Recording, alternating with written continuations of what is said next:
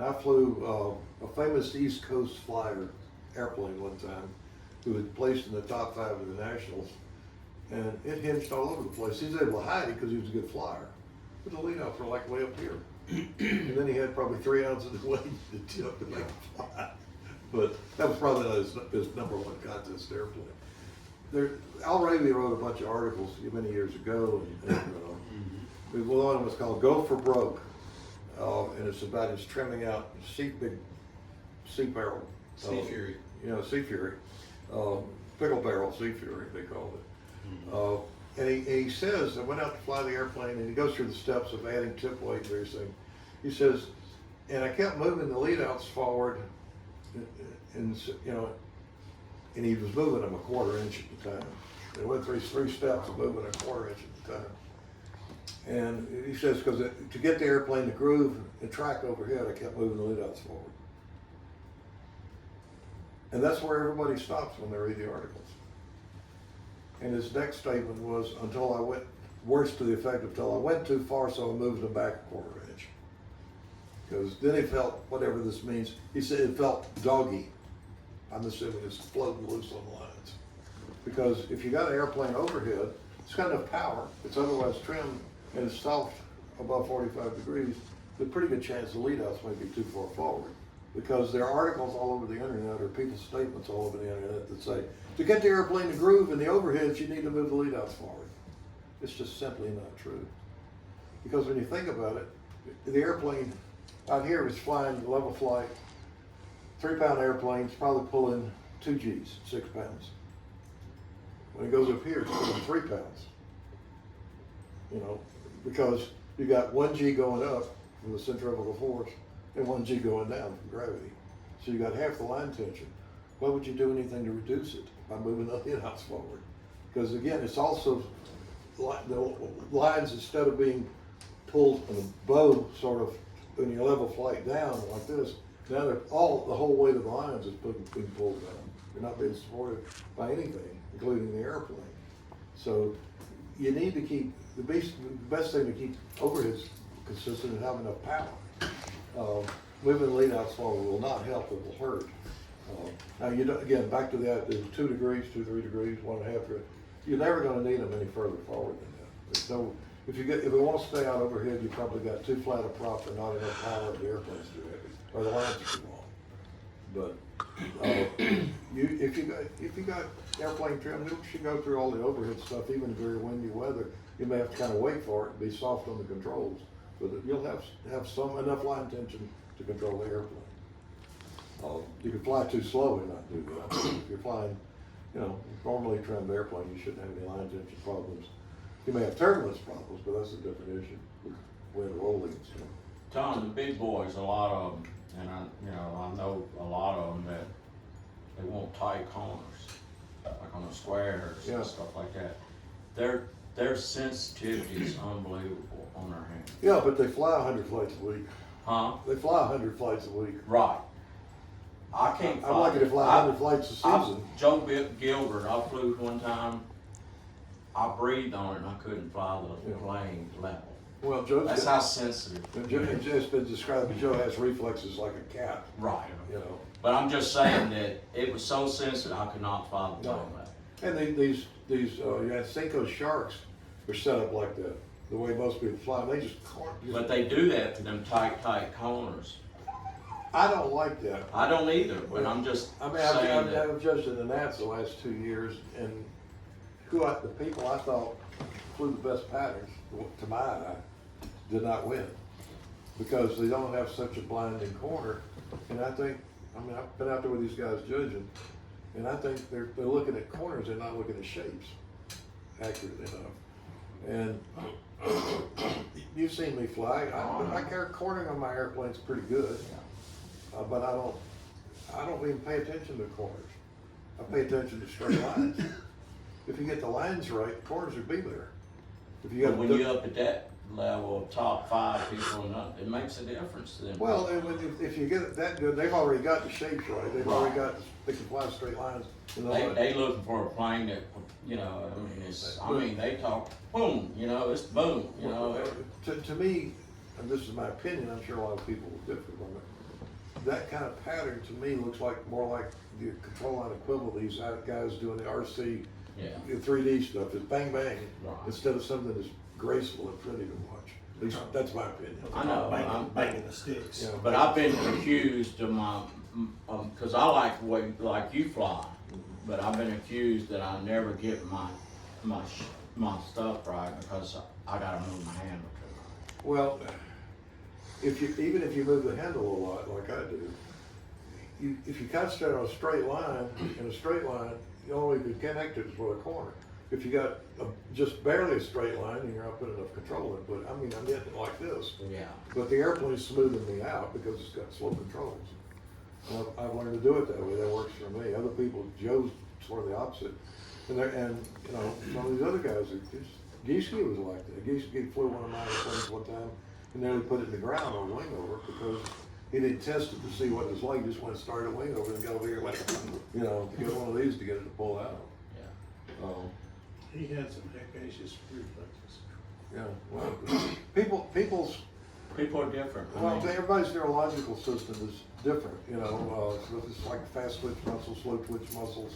It's all part of who you are, and you have to trim them out and you trim the airplane to fit your body. Right. Your airplane may not fit somebody else. It's like, So it ain't really right or wrong. it's what fits you.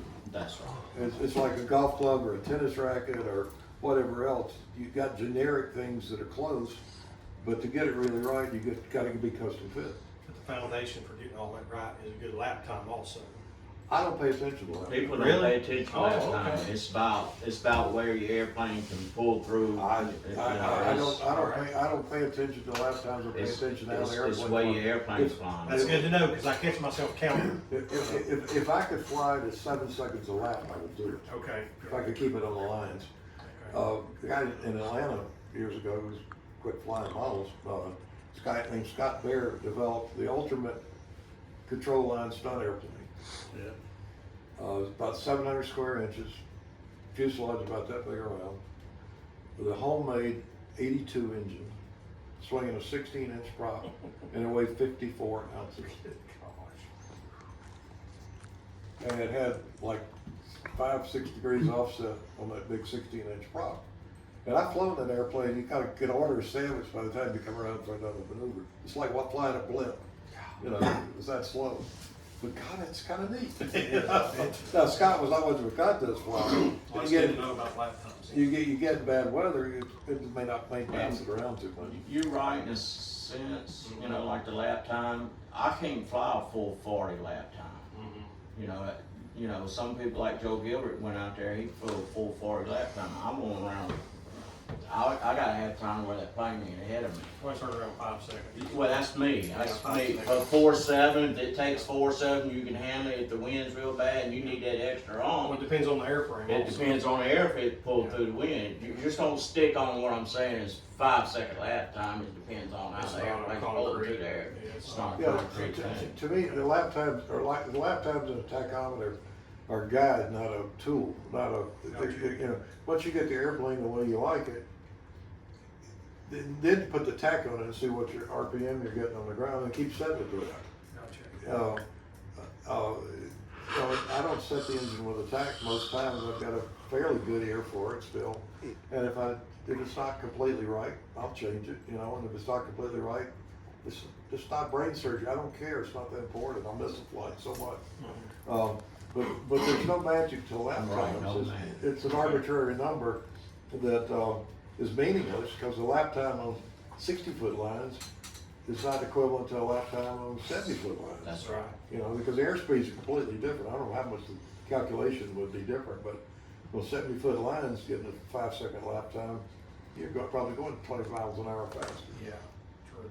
Now that's one thing you can do sometimes with a heavy airplane is fly it fast on longer lines. You fly the longer lines to slow down the rotational speed, but the airplane's seeing airspeed so it can fly in that kind of weather.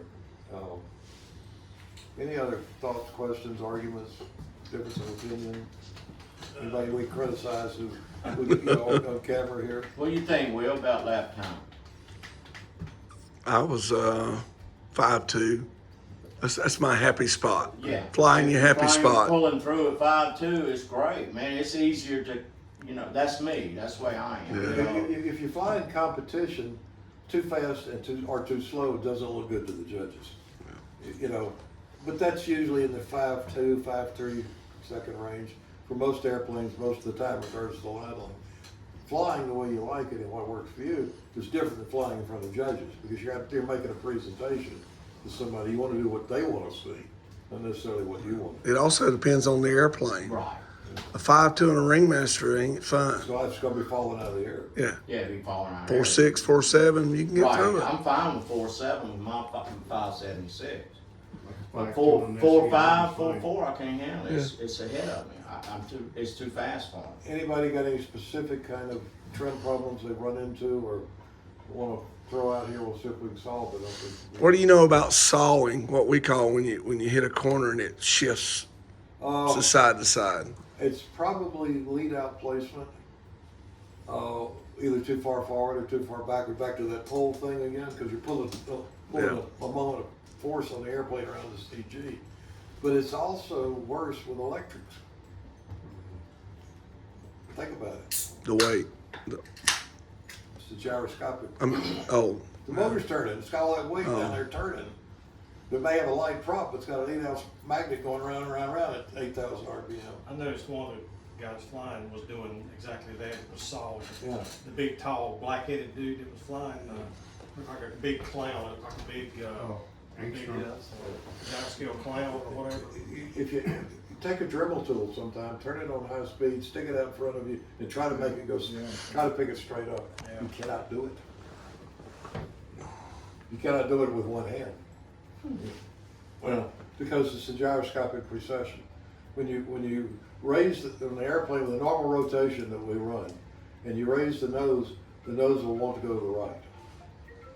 If you lower the nose wants to go to the left. Which is why a lot of guys, like the electrics, are running them the other way around. So you get line tension on outsides, you know, like the outside square, it actually pulls harder. You know, and you can live with it on the inside because you're more used to flying that way. And Al Raby's movable rudder was, because he was running like 14-inch props on airplanes this size, that big propeller is a lot of gyroscope. So his rudder would, and I've got a couple of Al Raby Mustang, the little ones he built or designed, and the movable rudder works.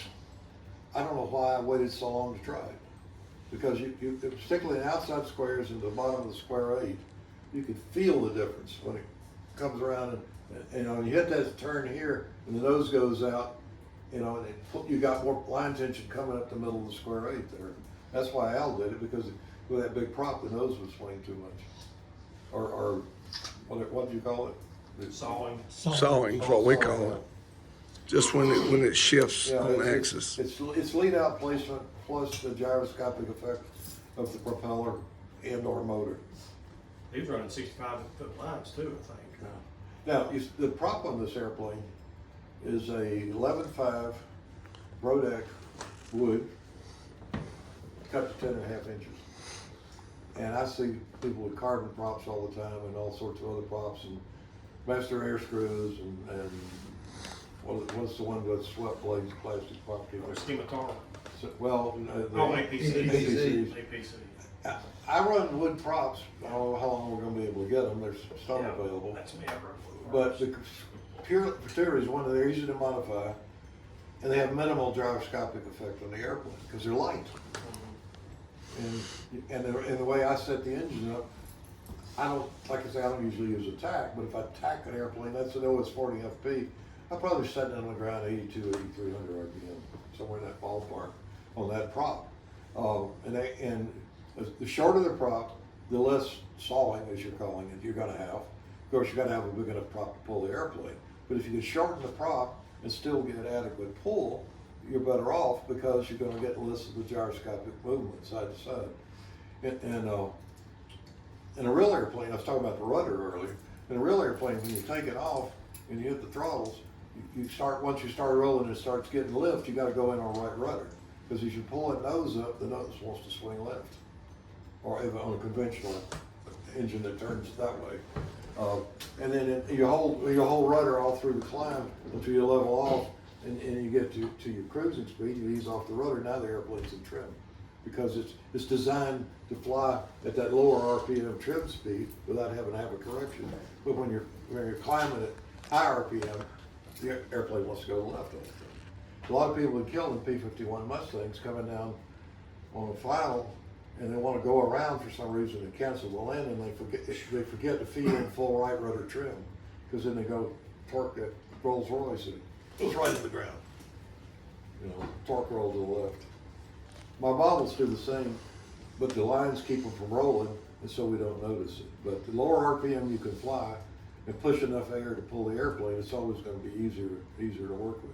That's why I use the larger prop, cut it down, and get the wide blades. I'm pushing the same amount of air as I would on an 11-inch, full 11-inch, thin skinny prop or a 12-inch skinny prop. It's pushing air that makes the airplane go forward. I tell you what gives you problems too. If you got your instance wrong on the stab, Oh, yeah. and you had that where the stab's like this, but it ain't. You can't trim it out. He got it It's twisted. it. Oh gosh, I had that on one. I got like it wasn't mud. Maybe a half degree off 1 degree. I could not do it. Fix it with the heat gun. Couldn't fix. I had to cut it and. No, you twist it like I was talking about earlier. You just heat it and twist it up until you get it where you want it. Because it's not how it looks, it's how it flies that matters.